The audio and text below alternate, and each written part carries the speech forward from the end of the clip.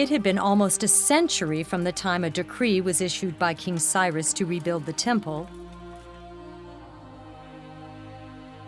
to the time when Nehemiah led the Israelites to reconstruct the walls of Jerusalem. The shattered city of Jerusalem was protected again.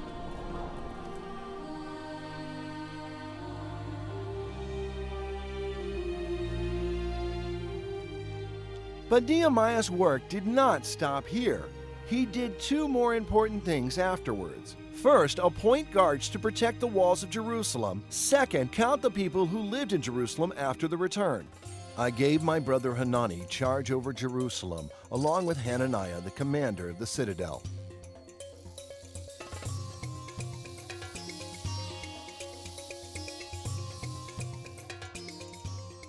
There is a list of names written in Hebrew on this piece of pottery fragment. It is a shift table of military leaders or religious leaders. Nehemiah wanted everybody to be on shifts to guard the city walls. And I said to them, the gates of Jerusalem are not to be opened until the sun is hot. While the gatekeepers are still standing guard, let them shut and bar the doors.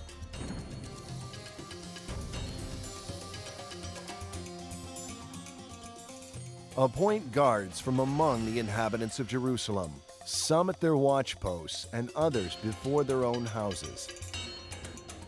Nehemiah chapter 7 verse 4 says, "The city was wide and large, but the people within it were few." The next thing Nehemiah had to deal with was the underpopulation problem of Israelites in the city of Jerusalem. We are now in the Jewish quarter again. Let's imagine the Israelites living together with the foreigners in Jerusalem at that time. We know that the power of the Gentiles in Jerusalem was still very great. If there were more Israelites moving into the city, they could not only reverse the political climate, but also improve the spiritual condition of the holy city. Then my God put it into my mind to assemble the nobles and the officials and the people to be enrolled by genealogy. And I found the book of the genealogy of those who were the first to come back. The genealogy recorded in Nehemiah chapter 7 verses 6 to 67 is basically identical to the one recorded in Ezra chapter 2. This record was brought back by the people of the first return in 539 BC.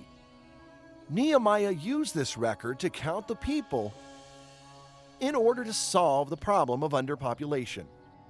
He also separated the priests and the Levites in order to restore the worship and the services in the temple. Then Nehemiah cast lots to determine who should move into the city.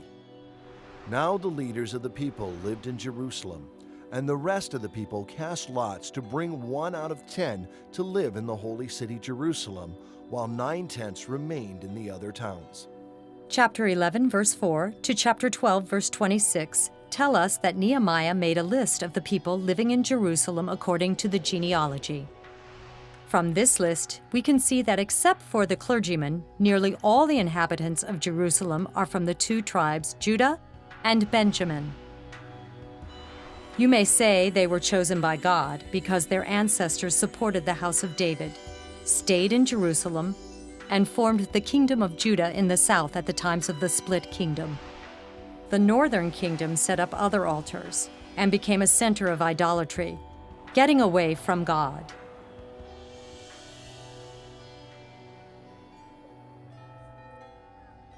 This is also what we Christians today should bear in mind. No matter what the circumstances are, we must hold on to God faithfully.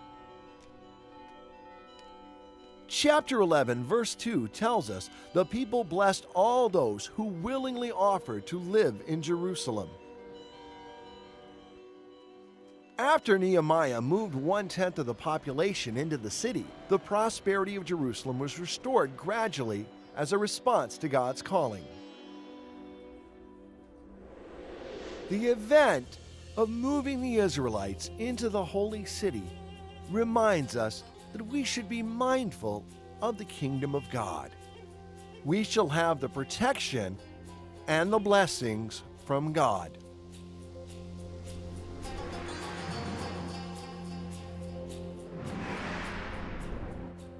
After the walls were rebuilt, Nehemiah moved on to address the social issues and started his reform measures.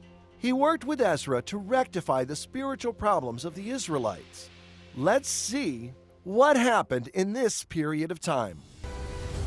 At Spring of Water International Ministries, we invite you to journey with us, giving seed to the sower and bread to the eater. Isaiah 55:10. To find out more, follow Spring of Water International Ministries.